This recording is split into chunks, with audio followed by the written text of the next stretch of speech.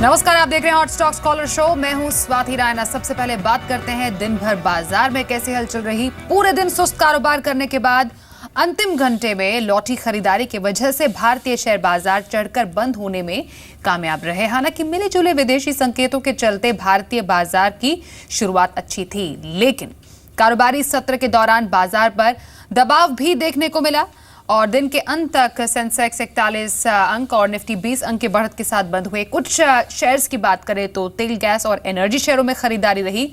वहीं एफएमसीजी शेयरों पर आज दबाव दिखा। और बाजार के इस प्रदर्शन पर कुछ जानकारों का क्या कहना है, आइए आपको सुनाते हैं। इंडियन इकोनॉमी है ये काफ़ी इम्प्रूव हो रही है।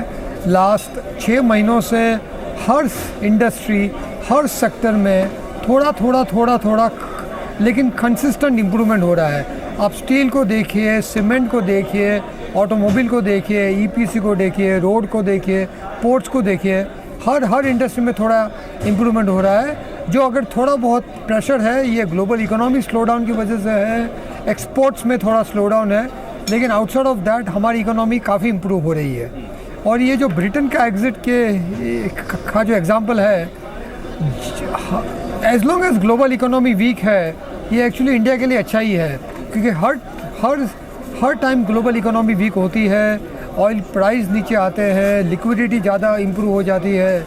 और इंडिया का क्या है, इंडिया कैपिटल इंपोर्ट करती है, इंडिया ऑयल इंपोर्ट करती है। तो अगर कॉस्ट ऑफ कैपिटल कम होता है, कॉस्ट ऑफ ऑयल कम होता है, ये इंडिया के लिए अच्छा ही है। और जब भी ग्लोबल इकोनॉमी में अनसर्टेनिटी है, जैसे ये ब्रिटेन के एग्ज़िट की वजह से हुई है, इससे इंडिया की जो ग्रोथ है ये बहुत रिलेटिवली अच्छी दिखती है। तो हर समय ये जब भी ऐसा कोई ग्लोबल इवेंट होता है, इससे इंडिया को इवेंचुअली फ़ायदा ही होता है। मैं मानता हूं कि कैपिटल गुड्स में शायद ग्रीन शूट्स ऑफ रिकवरी दिख सकता है। तो Larsen and Toubro could be a very key player in this particular quarter as far as accumulation is concern. जहां तक बाकी है, मैं मानता हूं स्पेसिफिक स्टॉक्स पे एक्यूमुलेशन हो सकता है। फॉर एग्जांपल मैं मानता हूं कि TCS with in the IT space, IT में थोड़ा प्रेशर रहेगा, पर टीसीएस में मानता हूं आउट परफॉर्म करेगा। और टीसीएस एक हैवी वेट है, 5 लाख करोड़ की मार्केट कैप है, तो टीसीएस मूव करेगा तो I think it will carry the market. RIL में मानता हूं थोड़ा स्टेबलाइज होकर अप मूव कर सकता है। तो आई ब्रॉडली बिलीव दैट आरआईएल और टीसीएस, ये 2 स्पेसिफिक स्टॉक्स, और कैपिटल गुड्स में एलएनटी, ये 3 स्टॉक्स मार्केट के यहां से ले जा सकते हैं। और companies like Tata Motors, Maruti, ये लोग मार्केट को सपोर्ट कर सकते हैं। और इस वक्त हमारे साथ मार्केट एक्सपर्ट आशीष केलकर भी हैं। आशीष, बहुत स्वागत है आपका हॉट स्टॉक्स में। इनफैक्ट जानना चाहेंगे आज के मूवमेंट के बाद आने वाले कुछ समय में बाजार की जो रुख है, आप कहां पर जाते हुए देख रहे हैं? Good evening. अगर हम निफ्टी की बात करते हैं और मार्केट की बात करें, इंडेक्स की बात करते हैं, तो मैं मानता हूं कि निफ्टी पे एक अहम लेवल है जो पिछले 3 दिनों से मैं जो लगातार कहते आया हूं चैनल पे, और वो है 8470। जब तक निफ्टी 8470 के ऊपर है तो मुझे लगता है कि मार्केट बुल्स के ग्रिप में है। अगर 8470 के नीचे हमें क्लोजिंग बेसिस पर निफ्टी दिखाई देता है तो एक करेक्शन आने की संभावना है, जो कि मार्केट को करीबन 8350 तक भी नीचे लेके जा सकता है। तो मैं मानता हूं कि ये लेवल वॉच करें और स्टॉक स्पेसिफिक अप्रोच रखना ज़्यादा बेहतर होगा इस मार्केट कंडीशन में। जी, इनफैक्ट कुछ अगर रिजल्ट्स की बात करें तो वित्त वर्ष 2017 की पहली तिमाही में विप्रो के नतीजे उम्मीद से खराब रहे हैं और पहली तिमाही में कंपनी का मुनाफा करीब 8.5% गिरकर 2052 करोड़ रुपए रहा। तो वहीं मौजूदा तिमाही में कंपनी की बिक्री पर भी दबाव दिखा है। बिक्री 13,698 करोड़ रुपए रही है। वहीं क्वार्टर 1 में आईटी जो एबिट में जो है वो 2,518 करोड़ रुपए से गिरकर 2,327 करोड़ रुपए हो गए। आईटी स्पेस में एक दबाव देखने को मिला है आशीष। इनफैक्ट विप्रो के अलावा टीसीएस और इन्फोसिस के नतीजे भी उम्मीद के मुताबिक नहीं आए हैं। ऐसा दबाव क्यों देखा जा रहा है और क्या आप कहेंगे इस स्पेस में कैसे क्या एक्सपेक्ट किया जा सकता है? स्टॉक स्पेसिफिक बात करते हैं। सबसे पहले मैं मानता हूँ विप्रो के ऊपर अगर हम बात करते हैं तो विप्रो पिछले 2 साल में अप्रैल 2015 से अगर हम उसका चार्ट देखते हैं तो ये एक बहुत बड़े कंसोलिडेशन जोन में ही अटका हुआ चार्ट है। नीचे की लेवल है 520 रुपये और ऊपर की लेवल है 610 रुपये। इसके बीच में ही ऑसिलेशन पिछले 2 साल से चल रहा है। तो जब तक इस ऑसिलेशन से बाहर विप्रो नहीं आता है, इसमें आउट परफॉर्मेंस देखने को नहीं मिलेगा। तो मैं मानता हूं कि ये जो सेक्टर है जो अभी परफॉर्म नहीं कर रहे हैं, ये जो स्टॉक्स है आईटी सेक्टर में, वो जो परफॉर्म नहीं कर रहे हैं उनकी तरफ ध्यान ना दें। लेकिन ऐसे कुछ छोटे मझोले शेयर्स आईटी में हैं कि जिनमें अभी बहुत पोटेंशियल चार्ट के ऊपर दिखाई दे रहा है। उसमें से एक स्टॉक जो मेरी रडार पर है और जो मैंने ऑलरेडी उसमें मेरा इन्वेस्टमेंट किया हुआ है, उसका नाम है ट्राइजिंग टेक्नोलॉजीज। इसने एक राउंडिंग बॉटम पैटर्न फॉर्मेशन को ब्रेकआउट दिया है कि जो लॉन्ग टर्म इन्वेस्टमेंट के हिसाब से बहुत ही पॉजिटिव आउटलुक रखता है। तो मैं मानता हूं कि अगर किसी को आईटी सेक्टर में निवेश करना है तो ट्राइजिंग टेक्नोलॉजीज ये बेहतरीन स्टॉक साबित होगा। कुछ और न्यूज में, अल्ट्राटेक सीमेंट का पहली तिमाही के नतीजे उम्मीद से खराब रहे हैं। कंपनी का स्टैंडअलोन मुनाफा 26% बढ़कर 757 करोड़ रुपए रहा है। बिक्री 5,948 करोड़ रुपए से बढ़कर 6,182 करोड़ रुपए रही है। वहीं एबिटा भी अनुमान से कम आए हैं। एबिटा 1,422 करोड़ रुपए आए हैं, जबकि अनुमान 1,490 करोड़ रुपए का था। अल्ट्राटेक सीमेंट के नतीजों के बारे में क्या कहेंगे Ashish? Basically as I am a technical analyst, तो नतीजों के बारे में मैं उतना अच्छा कमेंट नहीं कर पाऊंगा। लेकिन अगर हम चार्ट के बारे में बात करते तो डेफिनेटली एक बहुत ही अच्छा पैटर्न फॉर्मेशन इसमें बन रहा है। हायर टॉप हायर बॉटम बनाते हुए ये स्टॉक ऊपर की तरफ जा रहा है। तो मैं मानता हूँ कि इस स्टॉक में अभी भी पॉजिटिव मोमेंटम जारी रहेगा। एक अच्छा खासा अंडर करंट स्ट्रेंथ यहाँ पे दिखाई दे रहा है। तो मैं मानता हूँ कि करीबन 3600 3620 के भी स्तर अगले 1 या 1.5 महीने में ये स्टॉक छूता हुआ नजर आएगा। और चलिए कुछ दर्शकों से बात कर लेते हैं। अब मोगा से अमित शर्मा का सवाल हमारे पास आया है। इनका सवाल है आईसीआईसीआई बैंक पर। इनके पास 1300 शेयर हैं आईसीआईसीआई बैंक के। 214 इनका खरीद भाव है। फिलहाल इनके खरीद भाव से ऊपर इसकी क्लोजिंग हुई है 269 रुपए 15 पैसे पे। ये है मुनाफे में फिलहाल आईसीआईसीआई बैंक। और इनफैक्ट इस पर तो हम बात करेंगे। बैंकिंग स्पेस एज होल अगर बात करें तो क्या प्रोस्पेक्ट्स लगते हैं आपको? आईसीआईसीआई बैंक की अगर हम बात करते हैं तो आईसीआईसीआई बैंक का चार्ट करीबन फरवरी 2015 से लेके हम देखते हैं तो लोअर टॉप लोअर बॉटम करते हुए नीचे जा रहा था। लेकिन इस स्टॉक ने in the month of February 2016 में बॉटम बना लिया, ट्रेंड रिवर्सल पैटर्न बना लिया और यहाँ से एक ऊपर की तरफ की मूव देता रहा है। तो मैं मानता हूँ कि ये स्टॉक में अच्छा खासा पोटेंशियल है। अगर ये स्टॉक हमें क्लोजिंग बेसिस के ऊपर 272 के ऊपर मिलता है तो इसका अगला लक्ष्य जो चार्ट के ऊपर दिखाई दे रहा है वो है करीबन 282 का। तो अच्छा खासा है। जिनके पास ये स्टॉक है वो होल्ड करें और जिनके पास ये स्टॉक नहीं है उनको 272 के ऊपर अगर हमें ये स्टॉक मिलता है तो ही खरीदारी करने की सलाह होगी। ओवरऑल बैंकिंग सेक्टर की अगर हम बात करते हैं तो पीएसयू बैंकिंग सेक्टर में से सिर्फ एक स्टॉक को मैं वेटेज दूंगा और वो है एसबीआई, और वो भी सिर्फ लॉन्ग टर्म इन्वेस्टमेंट के लिए। और अगर हम प्राइवेट सेक्टर बैंक की बात करते हैं तो वहां पे मैं 2 स्टॉक रिकमेंड करना चाहूंगा यहाँ पे, जिसके ऊपर हमें ध्यान रखना होगा। एक है, और मैं पिछले कई महीनों से ये स्टॉक रिकमेंड कर रहा हूँ, जिसका नाम है, एक पहला स्टॉक है इंडसइंड बैंक और दूसरा है येस बैंक। इन दोनों में भी अच्छा पोटेंशियल है, अच्छा खासा प्रॉफिट इस स्टॉक में बनाया जा सकता है। ऑलराइट, हमारे साथ एक दर्शक फोन लाइन पर है मेरठ से आर.के. शर्मा जी। शर्मा जी, बहुत स्वागत है हॉट स्टॉक्स में। कौन सा स्टॉक लिया आपने? नोवार्टिस लिया है मैंने 900 शेयर 725 में। ऑलराइट, और क्या नजरिए रखते हैं नोवार्टिस पे? आप कब तक रखना चाहेंगे? नजरिया तो आप बताइए। आपने अपनी कोई स्ट्रैटेजी सेट नहीं की है?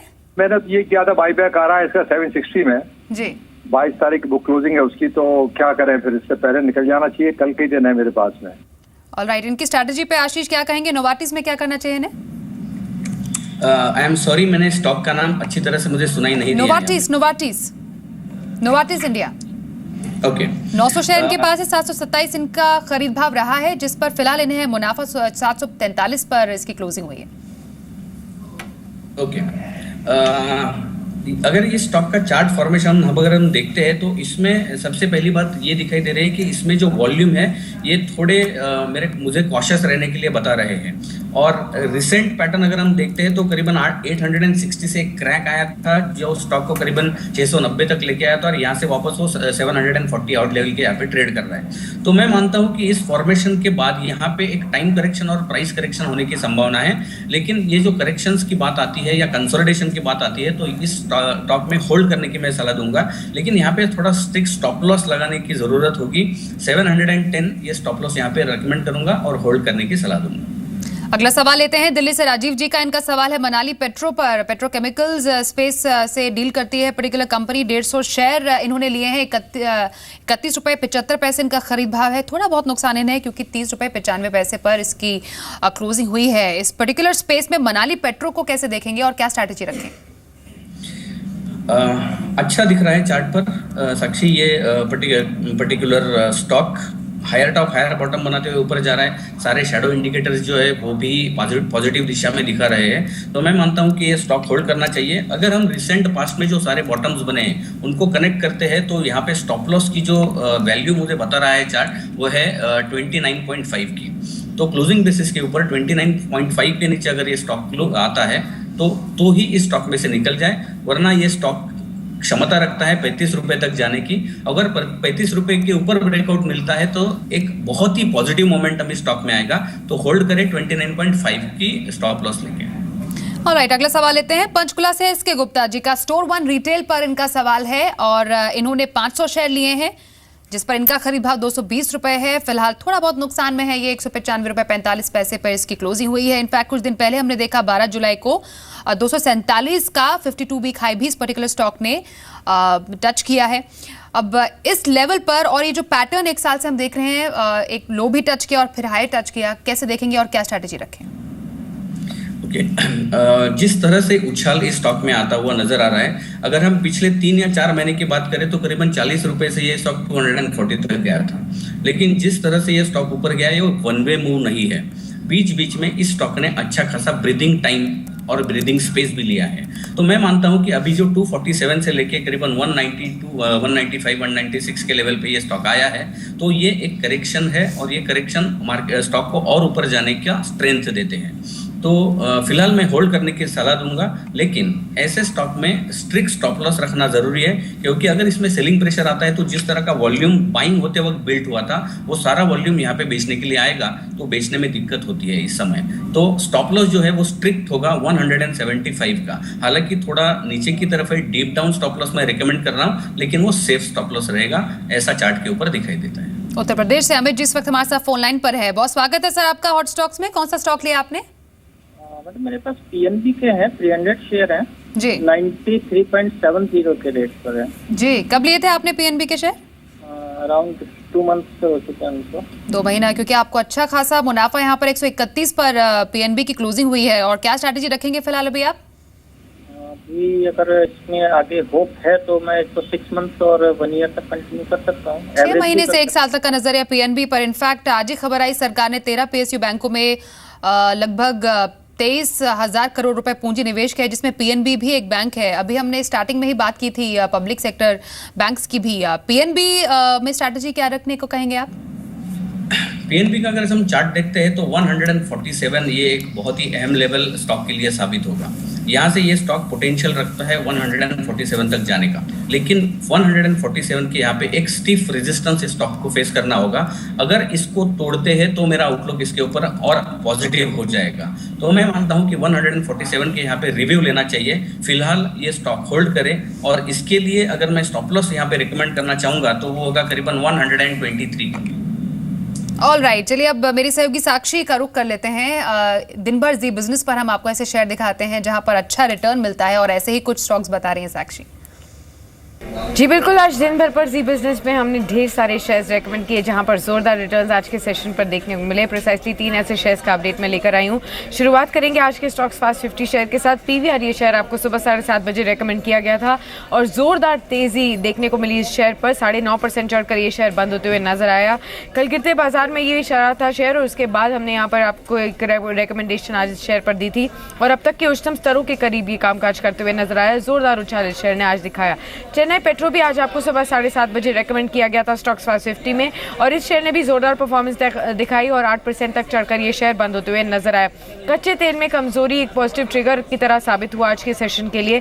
साथ ही Q1 की GRMs में भी मजबूती रहने का अनुमान लगाया जा रहा है। एनालिस्ट का ऐसा मानना है जैसे ही फाइनेंशियल रिजल्ट आएंगे इस पर कुछ अपडेट मिल पाएगा, लेकिन चेन्नई पेट्रो फिलहाल के लिए जोरदार तेजी के साथ ही कामकाज करते हुए नजर आया। कैपिटल फर्स्ट आज का आखिरी शेयर, ये भी सुबह 7:30 बजे स्टॉक्स 550 में आपको रेकमेंड किया गया था। यहाँ पर भी जोरदार परफॉर्मेंस देखने को मिली। 8% तक ये शेयर चढ़कर बंद होते हुए नजर आया, बावजूद इसके कि बाजार में आज काफ़ी वोलेटिलिटी देखने को मिली, लेकिन आखिरी में जो बाजार चढ़ा है उससे और पुश मिलता हुआ नजर आया। एनसीडीज के जरिए 200 करोड़ जुटाने की तैयारी में है कैपिटल फर्स्ट, और फाइनेंशियल शेयरों में आज अच्छी तेजी भी देखने को मिली थी, जिसका भी पुश पूरे सेक्टर की तरफ से कैपिटल फर्स्ट को मिलता हुआ नजर आया। जोरदार तेजी इन तीनों ही शेयर्स पर आज के सेशन पर देखने को मिली। ऑलराइट साक्षी, इनफैक्ट कुछ ऐसे स्टॉक्स भी बताइए जिसमें मुनाफा कमाई की जा सकती है। जी, आज का मेरा पहला शेयर है स्टेट बैंक ऑफ इंडिया का। पीएसयू बैंकों में रिकैपिटलाइजेशन फंड के तहत सरकार ने फाइनेंशियल ईयर 17 का पहला ट्रांच आज अनाउंसमेंट कर दी है कि इसकी इतनी पूंजी वो डालेंगे। 22,915 करोड़ तक की राशि का अनाउंसमेंट किया है, जो कि 13 पीएसयू बैंकों में डाली जाएगी। स्टेट बैंक ऑफ इंडिया की अगर बात करें तो 7,575 करोड़ एसबीआई को पहले ट्रांच में मिले हैं। तेज़ी देखने को मिली पूरे ही पीएसयू बैंकिंग स्पेस में जिस तरीके से ये अनाउंसमेंट्स आई। एसबीआई में खरीदारी की सलाह है लोकेश उप्पल की। टारगेट बताया उन्होंने 234 का, स्टॉप लॉस आप मेंटेन कर सकते हैं 225 का। अगला शेयर मेरी तरफ से टोरेंट फार्मा का है। यहाँ पर Q2 के लिए देखा जाए तो कंपनी ने बिजली की दरों को घटाया है। 0.50 रुपीज़ प्रति यूनिट के हिसाब से ये कटौती की है।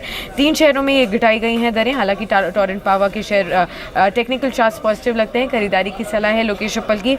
टारगेट बताया 171 और स्टॉप लॉस आप नीचे में लगा सकते हैं 165 का। अगला शेयर मेरी तरफ से अल्ट्राटेक सीमेंट का है। Q1 नतीजे पोस्ट किए हैं अल्ट्राटेक सीमेंट ने। हालांकि अनुमान से कमजोर नतीजे रहे हैं। अगर आप स्टैंडअलोन मुनाफे की तरफ ध्यान दें तो 600 करोड़ से बढ़कर 757 करोड़ तक का मुनाफा रहा है। स्टैंडअलोन बिक्री की अगर बात करें तो यहाँ पर भी इजाफा जरूर देखने को मिला है। 6,182 करोड़ तक का यहाँ पर बिक्री देखने को मिली है। बिटा फ्रंट पर भी कहीं ना कहीं बढ़ोतरी देखने को मिली है। मार्जिन इंप्रूव हुए हैं, लेकिन देखा जाए तो अनुमान से कम यहाँ पर बढ़ोतरी हुई है, जिसके बाद हमने रिजल्ट्स के बाद इनिशियल डिप रिएक्शन में देखने को मिला, लेकिन धीरे धीरे मार्केट्स में रिकवरी के आते हुए यहाँ पर भी एक पुश देखने को मिला। अल्ट्राटेक सीमेंट पर लोकेश उप्पल खरीदारी की सलाह दे रहे हैं। टारगेट आपको बताया है 3590 का और स्टॉप लॉस नीचे में आप लगाइए 3500 का। अगला शेयर मेरी तरफ से HCL इन्फो सिस्टम्स का है। यहाँ पर आखिरी के मिनटों में जोरदार बिकवाली, शार्प डिक्लाइन एक शेयर पर देखने को मिला। दबाव आगे जारी रह सकता है। मुदित गोयल का मानना है बिकवाली करके चलें। टारगेट आपको रखना है 40 का, स्टॉप लॉस ऊपर में आप लगाइए 44 का। IOC है मेरा आज का आखिरी शेयर और देखा जाए तो आज ऑयल एंड गैस स्पेस में जोरदार खरीदारी सुबह से ही अच्छी देखने को मिली थी। आखिरी के घंटों में जब मार्केट्स में रिकवरी आई तो और पुश मिला और सभी शेयर्स BSE के हरीश निशान में ही देखने को मिल रहे थे। IOC की अगर बात करें तो खरीदारी की सलाह दे रहे हैं। मुदित गोयल का मानना है कि तेजी रह सकती है आगे। टारगेट आपको बताया 505 का, स्टॉप लॉस आप लगाइए नीचे में 487 का। जी शुक्रिया साक्षी। चलिए अब दर्शकों से बात करते हैं। प्रणीत साडेकर जी का हमें इनफैक्ट सवाल आया है SMS के जरिए। DLF पर इनका सवाल है। 500 शेयर इनके पास DLF के हैं। इनका खरीद भाव है 115 रुपए का इस पर, जिसके मुताबिक फिलहाल तो इन्हें हो रहा है फायदा 152 पर इस पर्टिकुलर स्टॉक की क्लोजिंग हुई है। DLF पर क्या राय देंगे, क्योंकि कुछ दिन पहले हमने देखा एक 52 वीक हाई भी टच किया एट 163.30। तो अभी क्या स्ट्रैटेजी होनी चाहिए, चार्ट पैटर्न क्या कहता है? DLF का अगर हम चार्ट देखते हैं तो इसमें एक बुलिश इम्प्लीकेशन वाला पैटर्न फॉर्मेशन हो रहा है। एक अच्छे खासे रैली के बाद कंसोलिडेशन हो रहा है और ये स्टॉक कंसोलिडेशन को जब ब्रेकआउट देगा तो ये बुलिश इम्प्लीकेशंस इतना देगा कि जो रैली अभी तक आई है उतनी ही रैली नीचे की बॉटम के लेवल से ऊपर तक जाने की संभावना होती है। तो मैं मानता हूं कि अच्छे खासे पैटर्न के फॉर्मेशन में ये स्टॉक है, तो ये स्टॉक अभी बेचने की जरूरत नहीं है। अगर जैसा आपने सही फरमाया 163 का जो लेवल है ये उस कंसोलिडेशन का टॉप है। अगर इसके ऊपर हमें ये ब्रेकआउट मिलता है तो ये स्टॉक की जो स्ट्रेंथ है उस स्टॉक को लेके जाएगी करीबन 182 लेवल तक। तो फिलहाल होल्ड करें। और स्टॉप लॉस के तौर पर अगर हम बात करते हैं तो अभी रिसेंटली जो लो बनाया गया है वो 149 का है, तो उसके नीचे 1 रुपया 148 ये स्टॉप लॉस मैं रिकमेंड करूंगा। और अगर 163 के ऊपर जाता है तो 182 के टारगेट्स इसमें दिखाई देंगे। अगला सवाल लेते हैं मध्य प्रदेश से नेहा का। VRL लॉजिस्टिक्स पर इनका सवाल है। 400 शेयर इन्होंने लिए हैं। इनका खरीद भाव इस पर है 321 रुपए का। फिलहाल इन्हें नुकसान है इस पर 312 पर VRL लॉजिस्टिक्स की क्लोजिंग हुई है। इनफैक्ट लॉजिस्टिक शेयर्स पर बात करें और कुछ इंपॉर्टेंट इन्फॉर्मेशन दे तो GST बिल के पास होने की राह साफ हो गई है। क्यों सरकार चाहती है कि मॉनसून सत्र में GST बिल पास हो जाए। कांग्रेस के साथ थोड़ा बहुत जो मतभेद था GST रेट को लेकर 18%, उसको लेकर कुछ मिडवे निकलने की बात भी कही जा रही, जिसको लेकर आज एक इंपॉर्टेंट मीटिंग थी। ऐसे में VRL लॉजिस्टिक्स की तो हम बात करते ही हैं आशीष की क्या इनकी स्ट्रैटेजी रहे, लेकिन ओवरऑल GST बिल आने के बाद इस स्पेस में एक अच्छा बूस्ट देखने को मिल सकता है। राइट पहले VRL लॉजिस्टिक की बात करते हैं। ये स्टॉक ने करीबन 410 से लेके एक जो क्रैक देखा गया इस स्टॉक में, जो कि स्टॉक को करीबन 250 के लेवल को छूते हुए नजर आया और उसके बाद इसने रिकवर करने की कोशिश की है। तो मैं मानता हूं कि ये जो स्टॉक है इसमें निवेश अभी नहीं करना चाहिए। अभी अगर आप इसमें निवेशित हो तो तुरंत इसमें से निकल जाए। अगर आपको लॉजिस्टिक में ही कोई स्टॉक में निवेश करना है तो मेरे ख्याल से एजिस ये जो स्टॉक है ये आपको बेहतरीन रिटर्न ऑन इन्वेस्टमेंट देने की संभावना है। हालांकि ये स्टॉक अभी थोड़ा करेक्ट हुआ है और ये जो करेक्शन है इसका जो बेस चार्ट के ऊपर दिखाई दे रहा है वो है करीबन 113 का, तो हम 113 के बहुत नजदीक है, तो यहाँ पे ये स्टॉक एक्यूमुलेट किया जा सकता है। दूसरा, अगर इसी सेक्टर में अगर हम बात करें तो पटेल इंटरनेशनल जो है ये भी स्टॉक फिलहाल अभी एक मोमेंटम गैदर करता हुआ नजर आता है, लेकिन इन दोनों को अगर मैं कंपेयर करता हूं तो मैं एजिस को ज्यादा वेटेज दूंगा और यहाँ से निवेश वीआरएल लॉजिस्टिक में से जो निवेश है वो निकाल के एजिस में इन्वेस्ट करने की मेरी सलाह होगी। कुछ और सवाल लेने से पहले एक और खबर का रुख करते हैं। एसएल प्रोपैक ने कोलंबिया में नई यूनिट शुरू की है। नई यूनिट शुरू होने के बाद कोलंबिया यूनिट की आय बढ़कर दोगुनी होने की उम्मीद है। इस यूनिट पर करीब 30 करोड़ रुपए खर्च हुए हैं। यूरोप में कंपनी की सबसे ज्यादा 26% ग्रोथ रही है और नई यूनिट से कंपनी की ट्यूब क्षमता बढ़कर दोगुनी हो जाएगी। इस यूनिट से दक्षिण अमेरिका में ट्यूब की सप्लाई होगी। दक्षिण अमेरिका में कंपनी की ऑर्डर बुक काफी अच्छी है। चलिए बढ़ते हैं आगे और एक और सवाल लेते हैं रोहतक से अनुराग का। जुबिलेंट फूड वर्क्स पर इनका सवाल है। जुबिलेंट फूड वर्क्स के इनके पास 1000 शेयर है जिस पर इनका खरीद भाव है 1200 रुपए का। फिलहाल इस पर इन्हें नुकसान है 1135 पर इस पर्टिकुलर स्टॉक की क्लोजिंग हुई है। जुबिलेंट फूड वर्क्स के बारे में अगर जाने आपसे, कंपनी के बारे में, इसके प्रोस्पेक्ट्स के बारे में क्या स्ट्रैटेजी रखनी चाहिए? Consistently lower top lower bottom बनाते हुए चल रहा है। इसका मतलब ये है कि ये स्टॉक बेयर के फर्म हाथों में है। ये एक नेगेटिव बात हो गई, लेकिन अगर पॉजिटिव बात करना कि चार्ट पर देखने की कोशिश करते हैं तो करीबन 990 के एक ऐसा लेवल है जहां पे इसने एक 2 बार बॉटम बनाया हुआ है और वहां से ये स्टॉक उछला है।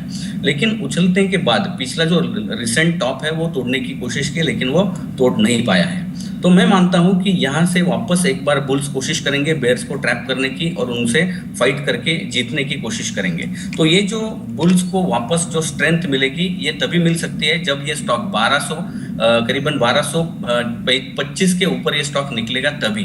तो फिलहाल जो स्टॉक है वो होल्ड करने की सलाह दूंगा। सेल ऑन राइज ये स्ट्रैटेजी अपनानी चाहिए, लेकिन ये जो राइज आएगा ये मैं मानता हूं कि अगर 1225 तोड़ता है तो करीबन 1300 के लेवल पे ये स्टॉक आने की संभावना है। तो 1225 के ऊपर तक होल्ड करें, 1300 के बाद यहाँ पे इस स्टॉक को बेचने की मेरी सलाह होगी। अगला सवाल पुणे से अश्विन कुमार जी का लेते हैं। बोडल केमिकल्स पर इनका सवाल है। 20 शेयर इनके पास है। इनका खरीद भाव इस पर है 101 रुपए 90 पैसे। फिलहाल थोड़ा इन्हें मुनाफा इसमें 106 रुपए 80 रुपए पे इस पर्टिकुलर स्टॉक की क्लोजिंग हुई है। इनफैक्ट 15 दिन या 19 दिन 20 दिन पहले की बात करें तो हाई एट 113.75 इस पर्टिकुलर स्टॉक ने टच किया है। तो ऐसे में चार्ट पैटर्न और आगे की मूवमेंट क्या कहेगी? अच्छा है चार्ट, पॉजिटिव मोमेंटम है, शैडो इंडिकेटर्स भी पॉजिटिव है। तो यहाँ पे अभी मुझे कोई इस चार्ट में खराबी नहीं दिखती है। जो मूविंग एवरेजेस मैं यूज करता हूँ वो सपोर्ट लेके स्टॉक प्राइस ऊपर की तरफ जा रहा है। जैसा आपने सही फरमाया, कुछ दिन पहले इस स्टॉक ने करीबन 113.8 का जो हाई टेस्ट किया है उसके नीचे है और कंसोलिडेशन में है। लेकिन ये अच्छी बात है, यहाँ पे प्राइस और टाइम करेक्शन दोनों हो रहा है।